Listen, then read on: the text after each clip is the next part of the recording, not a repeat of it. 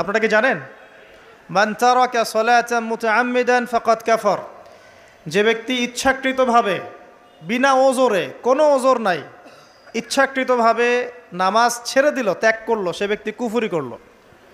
এখন আপনি বলেন কুফরি যে ব্যক্তি করে সে কি হয়? যদি আমরা ধরেও নেই সে মন থেকে নামাজ অস্বীকার করে না, অলসতা বশত পড়ে নাই, তারপরেও তো কাজটা ফাঁসে, কি তাই নয় কি?